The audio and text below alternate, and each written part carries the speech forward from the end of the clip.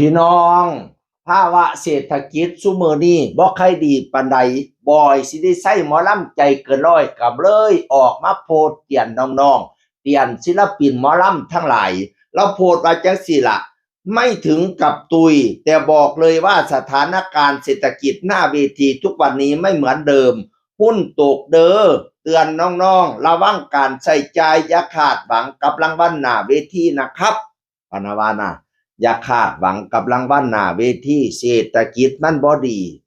บ่ถึงกับตุยดอกแต่ว่าให้เตือนการใช้การจ่ายแน่เพราะว่าหมอลำบางคนเนี่ยพี่น้องเอ๋ยที่ว่าได้บ้านได้รถอนาคตสดใสบ่ได้แม่นได้กับค่าตัวเด้ค่าตัวนี่บ่ค่าใดที่ได้หลายๆนี่มาไล่หน้าเวทีพี่น้องมาไล่บักใหญ่แดงจึ้งครึ่งผู้ลางคนมื้อเปิดฤดูกาลมื้อปิดฤดูกาลมื้อ ปีใหม่มื้อวันเกิดได้มาลัยโอ้ยซ้ำฝาเฮียนนี่ล่ะมาลัยเขาเจ้าลังเทียเป็นหลักล้านหลากหลายล้านจนว่าได้สร้างบ้านก็มีคดีใจนำผู้ใดนั่นน่ะบัดทีนี้บ่อยสิได้ใช้แล้วว่าเศรษฐกิจมันบ่ดีเด้อให้ระมัดระวังการใช้จ่ายแน่อย่าไปหวังกับรางวัลหน้าเวทีหลายซุมื้อนี้เศรษฐกิจมันบ่ดีก็แม่นความหัวหน้าอยู่ฟังความหัวหน้าเด้อลูกน้องทั้งหลายเอ่ย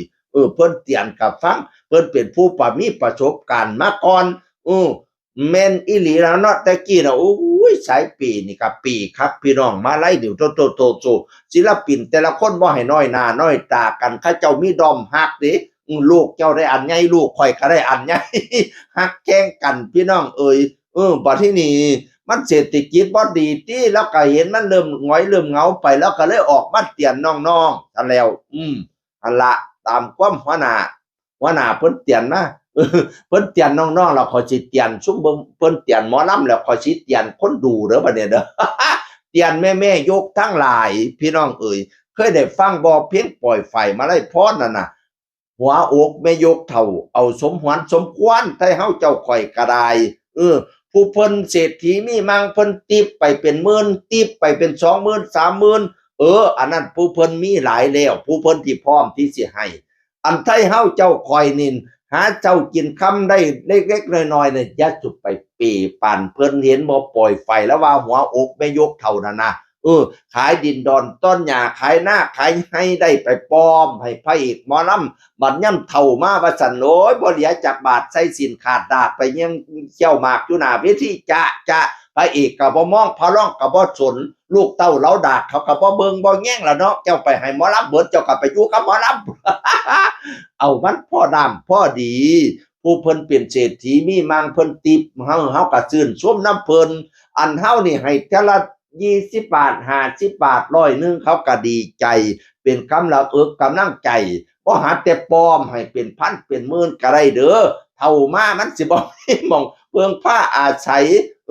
บ่แม่นว่าโอ๊ยอยากมีหน้ามีตาคือเขาผู้ลางคนเด้แม่ยกนั่นน่ะผู้ลางคนเด้อผู้บางคนเด้ออยากสนิทชิดเชื้ออยากเปย์เต็มที่อยากไปอยู่หลังห้านนำเขาอยากไปเข้าเต้นเขาโอ๊ยโพดโพบักโม้บักแตงอยากทำตัวว่ากูนี่ล่ะเอามันพอเหิมหวนสมควรเฮาเบิ่งอยู่หน้าเวทีเฮาติปใบ100ติปใบ50ได้20ก็ได้ดอกบ่หาตั้งแต่อยากเป็นแม่เขาปานนั้นอยากม่นไปหลังเวทีนำเขาอยากได้หน้าได้ตาบัดยามไปเข้าเต้นเขาว่าฉันขวางทางเขาละงางเด้ผู้ลางคนน่ะ ให้ติปเขาแน่ว่าฉันอยากเป็นแม่อยู่หลังเวทีพุ่นตัวเขาเต้นเขาเกิดใส่หกอะหยะเบิดเต้นเขานั่นน่ะมองเขาพักเขาเซาเอามันพอดำพอดีเบิ่งมอแม่อยู่หน้าเวทีคือข่อยนี่เปียงมีใบ100ใบสั่งกันติปเขาไปตามกำลังเจ้าของซั่นตัวคันอยากให้ลูกเต้าเป็นฝาเฮียนใหญ่ๆพวงใหญ่ๆเขาเจ้าเฮ็ดเป็นด้อมฮักกันซุมื้อนี้เฮ็ดเป็นด้อมฮักหมอลำลูกผู้นั้นหมอลำผู้นี้บัดนี้ก็รวมกันเป็นมาลัยบักใหญ่ลูกเฮาก็ได้หน้าได้ตาคันเฮ็ดจังซั่นก็ได้คันเฮ็ดผู้เดียวมันบ่ไหวนั่นน่ะเออบ่อยแล้วเตียนลูกหมอลำเขาก็สิเตียนซุมแม่ยกเอามันพอดำพอดีผู้เพิ่น